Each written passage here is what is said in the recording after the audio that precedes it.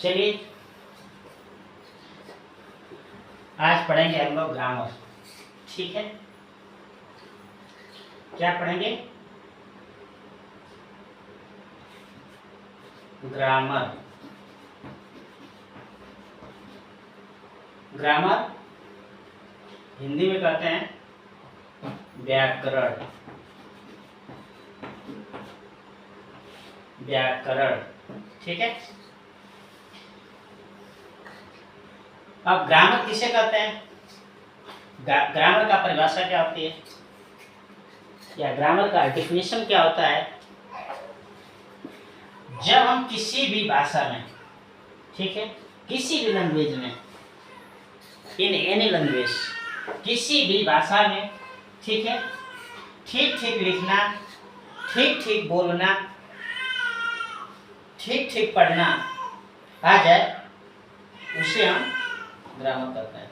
ठीक है, किसी भी भाषा में, चाहे वो हिंदी हो, इंग्लिश हो, गुजराती हो, उर्दू हो, फारसी हो, मराठी हो, मतलब इटीसी, कुछ भी, कोई भी भाषा, ठीक है, जिसमें हमको ठीक ठीक लिखना, ठीक ठीक पढ़ना, ठीक ठीक बोलना, ठीक ठीक समझना आ जाए, उसे हम ग्रामर करते हैं। ठीक है, उसे हम क्या कहते हैं? ग्रामर। अब देखिए, अक्षर किसे कहते हैं? ग्रामर तो अपने आप को समझ में आ गया। अक्षर किसे कहते हैं? ये क्या है?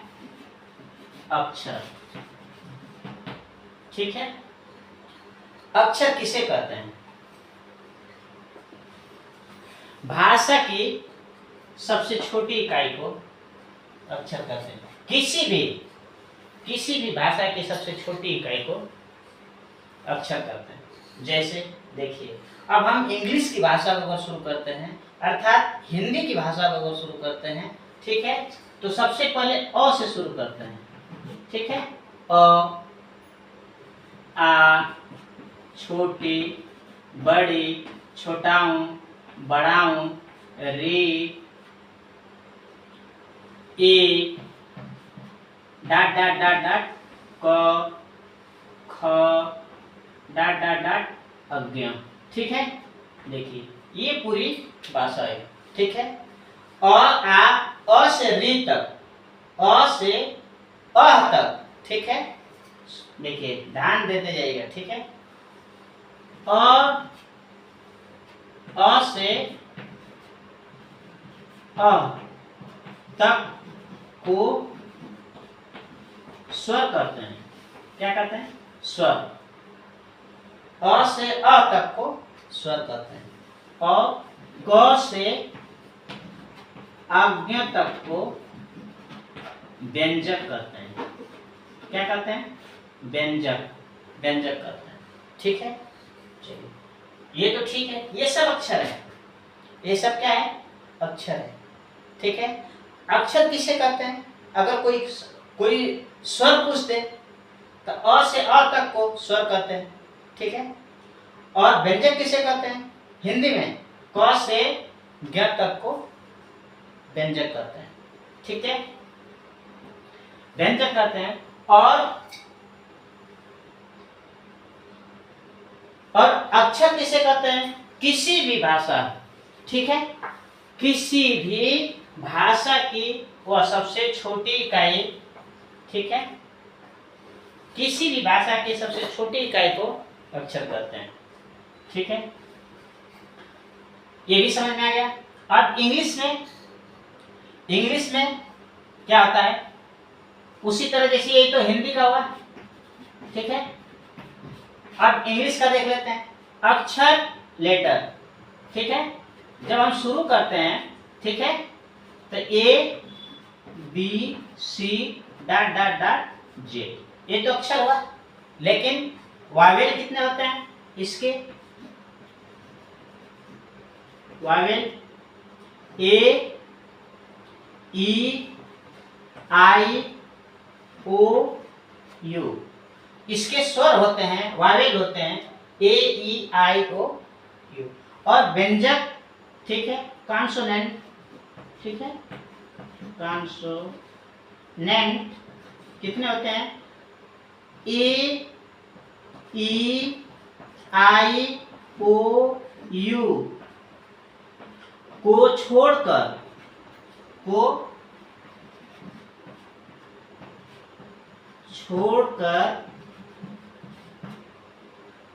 जो अक्षर आते हैं, जो लेटर आते हैं, उसे हम क्या कहते हैं?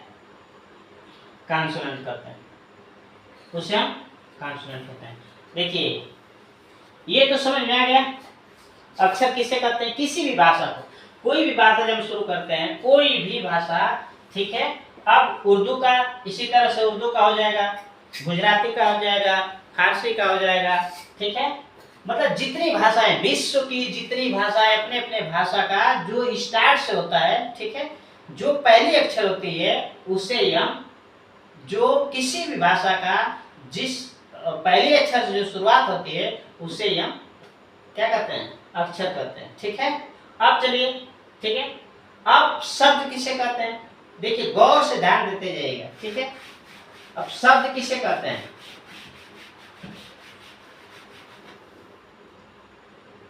शब्द, अक्षर तो समझ में आया, शब्द किसे कहते हैं? ठीक है, शब्द किसे कहते हैं? अक्षरों का वह समूह, अक्षरों का वह समूह जिसका कुछ अर्थ निकले, ठीक है। अक्षरों का वह समूह जिसका कुछ अर्थ निकले उसे हम शब्द कहते हैं, ठीक है। क्या कहते हैं? अक्षरों का वह समूह, किसी भी भाषा में, किसी भी भाषा में अक्षरों का वह समूह जिसका कुछ अर्थ निकले उसे हम शब्द कहते हैं। जैसे देख लीजिए, रमेश, हमने क्या लिखा? रमेश, ठीक है। हमने क्या लिखे? रमेश। अब रमेश पहला अक्षर, इसको अगर हम अलग अलग कर देते हैं, ठीक है, डिवाइड कर देते हैं, तो देखिए आर, ये आर हुआ, ये म हुआ, इसमें एक ही मात्रा है, एक ही मात्रा, ठीक है। ये अगर ए है तो इसको आई बोलते हैं, जिसमें डबल होती है, ठीक है।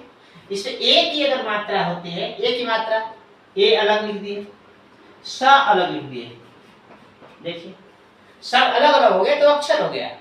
और जब इसी को एक जगह लिख देते हैं, एक जगह लिख दिए तो रमेश नाम हो गया, किसी का नाम हो गया, ठीक है। तो जाहिर सी बात है, कुछ अर्थ निकल गया, किसी व्यक्ति का नाम हो गया, तो उसे हम क्या कहते हैं? शब्द कहते हैं, ठीक है। आशा करते हैं शब्द का भी डिफिनेशन शब्द भी समझ गए होंगे, ठीक है। चलिए, अब बारी आती है वाक्य, सेंटेंस। वाक्य किसका? वाक्य का, वाक्य, सेंटेंस, ठीक है। देखिए, सेंटेंस किसे कहते हैं? सेंटेंस किसे कहते हैं? आप लोग अपने अपने नोटबुक में इसको हमेशा हमेशा के लिए याद लिख लीजिएगा, ठीक है, और याद करिएगा। वाक्य, सेंटेंस किसे कहते हैं?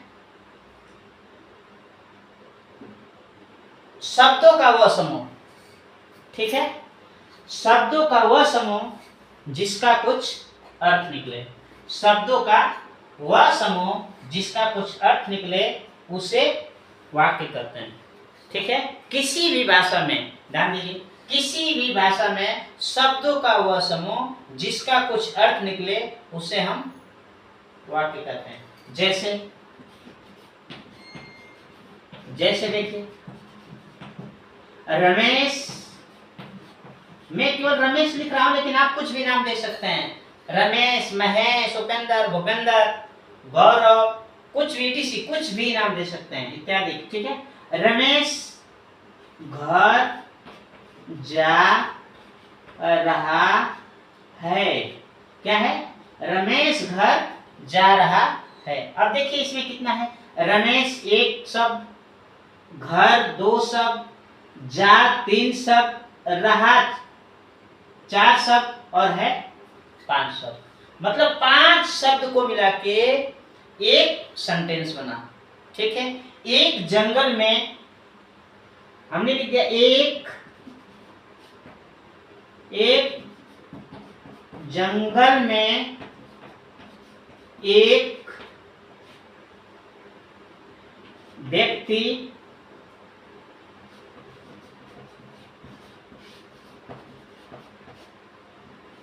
रहता था। देखिए इसमें क्या हुआ, एक जंगल में एक व्यक्ति रहता था, मतलब एक सेंटेंस हुआ। जहां से हमने शुरू किया और जहां पुलिस स्टॉप आ गया, ठीक है, वो एक सेंटेंस माना जाएगा। अब इसमें देखिए कितना हुआ, एक शब्द, जंगल 2 शब्द, मैं 3 शब्द, एक 4 शब्द, व्यक्ति 5, रहता 6 और था 7।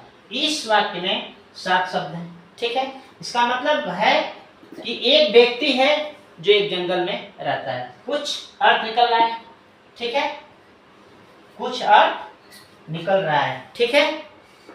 अर्थात इसको बोल सकते हैं किसी भी भाषा में शब्दों का वह समूह जिसका कुछ अर्थ निकले, ठीक है, जिसका कुछ अर्थ निकले, ठीक है, उसे हम वाक्य कहते हैं, ठीक है, उसे क्या कहते हैं, वाक्य कहते हैं। चलिए अब वाक्य के बाद कई वाक्य मिला के, जब कई वाक्य बन जाते हैं तो कई वाक्य मिला के, ठीक है, बनता है कहानी। क्या बनता है, कहानी, मतलब स्टोरी। देखिए वाक्यों का वह समूह जिसका कुछ अर्थ निकले, वाक्यों का वह समूह जिसका कुछ अर्थ निकले उसे हम कहानी कहते हैं, ठीक है। या कहानी का वह समूह जिसका कुछ अर्थ निकले या कुछ एक किताब जैसे बन जाए, ठीक है, उसे हम क्या कहते हैं, हिस्ट्री कहते हैं, इतिहास कहते हैं, ठीक है। समझ में आ गया। चलिए अब यहीं से ग्रामर की शुरुआत करते हैं, ठीक है। यहीं से अभी जब ये पूरा समझ में आ गया तब यहीं से समझ लीजिए कि अपना अब एक होता है, इतना तो समझ में आ गया, ठीक है। अब मेन क्या है, टाइम। क्या होता है, टाइम, टेंस। टेंस में होता है टाइम, टेंस में होता है काल, काल में होता है समय, समय में टाइम। मतलब इसको क्या कहेंगे, टाइम, समय, ठीक है। समय देखिए कभी भी 3 प्रकार की होती है। समय कितने प्रकार की होती है, 3 प्रकार की होती है। टाइम, टेंस कितने प्रकार के होते हैं, 3 प्रकार के। पहला प्रेजेंट टेंस, क्या होता है, प्रेजेंट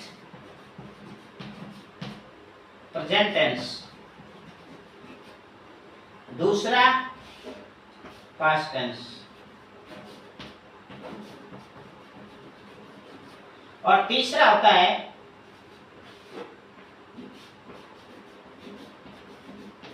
फ्यूचर टेंस। क्या होता है, फ्यूचर टेंस। प्रेजेंट टेंस वर्तमान काल, प्रेजेंट टेंस को क्या कहते हैं, वर्तमान काल। और पास्ट टेंस को क्या कहते हैं, भूतकाल। और फ्यूचर को कहते हैं भविष्य काल। क्या कहते हैं, भविष्य काल। ध्यान दीजिए, वर्तमान काल किसे कहते हैं। अब पहला हेडिंग है, ठीक है, प्रेजेंट टेंस किसे कहते हैं। प्रेजेंट टेंस क्या होता है, ठीक है, जो जीवन में सामने चलता हो, प्रत्यक्ष रूप से चलता हो, फेस टू फेस चलता हो, ठीक है। जब हम सामने फेस टू फेस किसी से बात करते हैं, ठीक है, वह जाता है।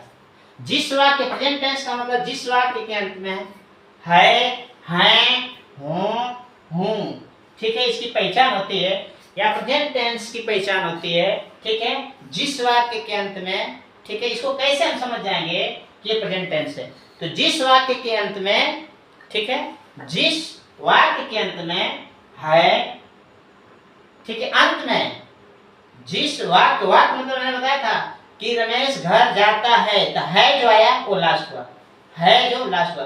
तो जिस वाक्य के अंत में, ठीक है, हैं, हूं, आदि शब्द आते हैं उसे हम प्रेजेंट टेंस कहते हैं।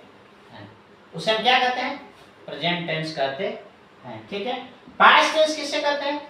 पास्ट टेंस में बीता हुआ, जो एक क्षण बीत गया, 2 सेकंड बीत गया, जो बीत गया, जिसको हम कभी पा नहीं सकते, उस टाइम को हम पा नहीं सकते, केवल याद कर सकते हैं। ठीक है, केवल याद कर सकते हैं। ठीक है, उसे हम, जो आंख से ओझल हो गया, जैसे सुबह था अब शाम हो गई, तो सुबह अब हमारे लिए नहीं आ सकते। ठीक है, जो एक एक सेकंड बीत गया हमारे लिए नहीं आ सकता है। यानी टाइम इज वेरी इंपॉर्टेंट। ठीक है, टाइम बहुत महत्वपूर्ण है, इसलिए टाइम को हमेशा बरकरार रखना चाहिए या टाइम का कभी दुरुपयोग नहीं करना चाहिए। ठीक है, अब देखिए प्रेजेंट टेंस जिस वाक्य के अंत में, ठीक है, हूं आदि शब्द आते हैं, उसे हम प्रेजेंट टेंस कहते हैं। एकदम सिंपल सी बात है। जिस वाक्य के अंत में है, हूं आदि शब्द आते हैं, उसे प्रेजेंट टेंस कहते हैं। और पास्ट टेंस किसे कहते हैं? जिस वाक्य के अंत में था, थी, थे आदि शब्द आते हैं, उसे पास्ट टेंस कहते हैं। जैसे अकबर एक महान राजा था। ठीक है, था मतलब अभी है नहीं, बीत गए, उनका जमाना चला गया। ठीक है, उनकी टाइम चली गई। ठीक है, अकबर एक महान राजा थे, इसका मतलब कि वो थे, अभी है नहीं, बीत गए, उनका टाइम बीत गया। ठीक है, तो जिस वाक्य के अंत में था, थी, थे आदि शब्द आते हैं, उसे पास्ट टेंस कहते हैं। ठीक है, इसकी पहचान होगी। भूतकाल किसे कहते हैं? फ्यूचर टेंस, भविष्य काल। ठीक है, लास्ट में क्या है? फ्यूचर टेंस, भविष्य काल। जिस वाक्य के अंत में, इसकी पहचान क्या है? फ्यूचर टेंस की पहचान कैसे पहचानेंगे कि फ्यूचर टेंस है? जिस वाक्य के अंत में गा, गी, गे आदि शब्द आए, जिस वाक्य के अंत में गा, गी, गे आदि शब्द आते हैं, उसे हम फ्यूचर टेंस कहते हैं। ठीक है, चलिए सभी लोग को समझ में आ गया? चलिए एक दो एग्जांपल दे देते हैं। ठीक है, कौन प्रेजेंट टेंस है, कौन पास्ट टेंस है और कौन फ्यूचर टेंस है। हम तीनों सेंटेंस को एक साथ लेके चलेंगे। जब तीनों सेंटेंस एक साथ लेके चलेंगे तो हमको बहुत कम टाइम में पूरा ग्रामर समझ में आता चला जाएगा। ठीक है,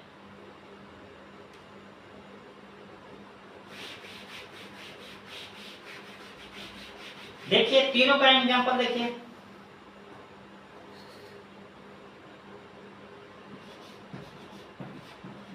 रमेश एक विद्यार्थी है। ठीक है, रमेश एक क्या है? विद्यार्थी है। लास्ट में क्या है? जब है आया, ठीक है, तो प्रेजेंट टेंस हुआ। क्या हुआ? Present tense. ठीक है, क्या हुआ? Present tense. ठीक है, इसको इंग्लिश में क्या बनाएंगे? Ramesh is a student. अब देखिए स्टूडेंट। ठीक है, स्टूडेंट। देखिए रमेश इज ए स्टूडेंट। ठीक है, इसका हेल्पिंग वर्ब होता है इज एम आर। इसका हेल्पिंग वर्ब क्या होता है? Is am are. ठीक है, सहायक क्रिया इज एम आर। अगर कर्ता एक वचन है तो इज, कर्ता बहुवचन है तो आर, और आई है तो एम का प्रयोग करते हैं। ठीक है, रमेश एक विद्यार्थी है। ठीक है, अब ये तो प्रेजेंट टेंस हुआ। पहले इसको खाली एग्जांपल समझते जाइए। ठीक है, इसके बाद इसका रोल भी बताते जाएंगे। ठीक है, अब अगला रमेश, ध्यान दीजिए, रमेश एक विद्यार्थी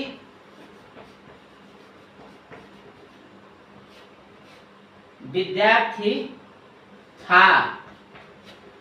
अब देखो ये तो पढ़ चुका है, ये रमेश अभी पढ़ रहा है, मतलब प्रेजेंट में है, पढ़ रहा है, ठीक है। लेकिन ये क्या है, रमेश एक विद्यार्थी था, कभी विद्यार्थी था, ठीक है, लेकिन अभी है नहीं।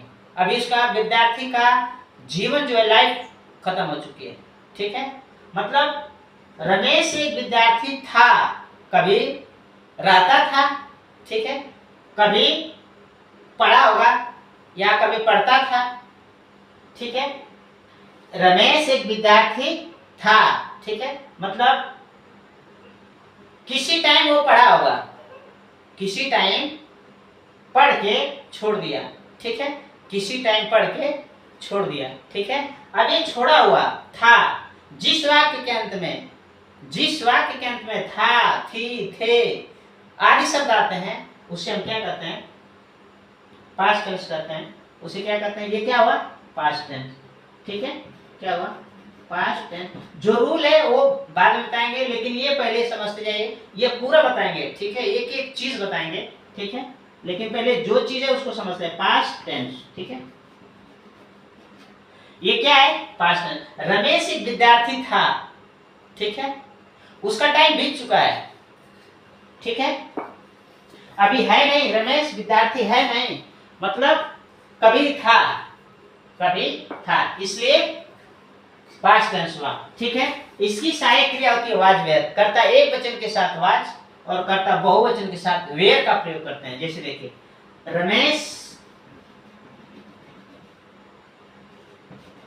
Ramesh was a student. आप लोग प्रैक्टिस करिएगा, जितना भी हो सकता है उतना प्रैक्टिस करते जाइए, ठीक है। हम बोलते जा रहे हैं, पढ़ाते जा रहे हैं, लिखेंगे कम, पढ़ाए बोलेंगे ज्यादा, उसको आप लोग नोट करते जाइए, ठीक है। Ramesh was a student, Ramesh was a student मतलब ए पास्ट टेंस हुआ, ठीक है, क्या हुआ, पास्ट टेंस हुआ, ठीक है। अब फ्यूचर टेंस, फ्यूचर टेंस का देख लीजिए,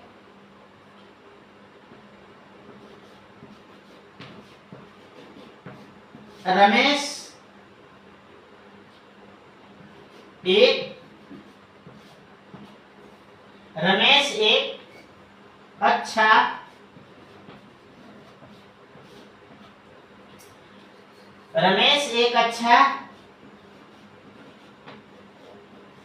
विद्यार्थी, रमेश एक अच्छा विद्यार्थी होगा, गा, देखिए ये लास्ट में क्या है, गा। रमेश एक अच्छा विद्यार्थी होगा इन फ्यूचर, भविष्य में, ठीक है। अभी है कुछ नहीं, वो कुछ नहीं है, रमेश इसमें इस सेंटेंस में रमेश कुछ नहीं है, मतलब एक कल्पना किया जा सकता है, ठीक है, कल्पना किया जा रहा है, ठीक है, कि वो क्या होगा, भविष्य में एक अच्छा विद्यार्थी होगा, ठीक है। अब इसका मीनिंग, इसका देखिए, Ramesh will a good student,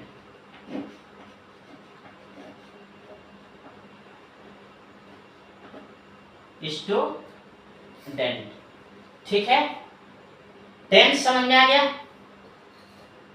ठीक है, टेंस समझ में आ गया।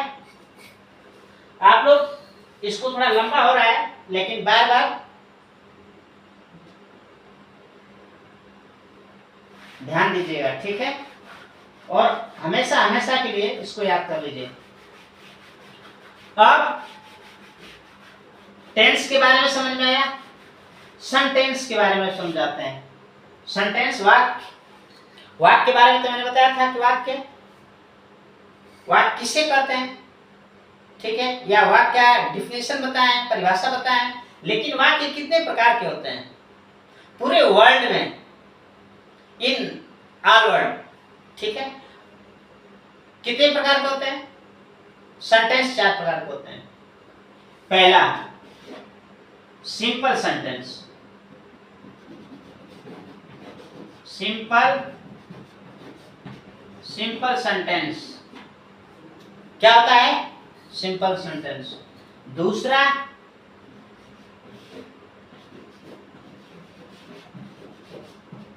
Negative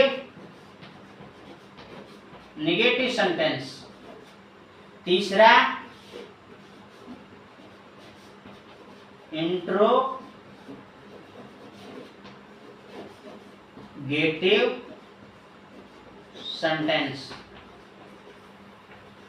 sentence. और चौथा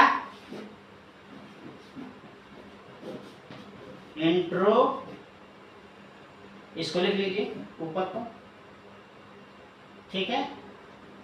इंट्रोगेटिव प्लस नेगेटिव सेंटेंस। देखिए इसका हिंदी देख लीजिए। साधारण वाक्य, साधारण वाक्य, ये है नकारात्मक वाक्य, नकारात्मक वाक्य। और ये है प्रश्नवाचक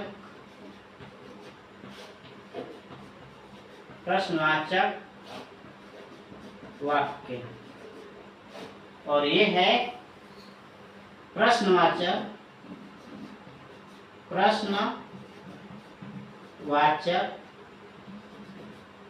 प्लस नकारात्मक वाक्य।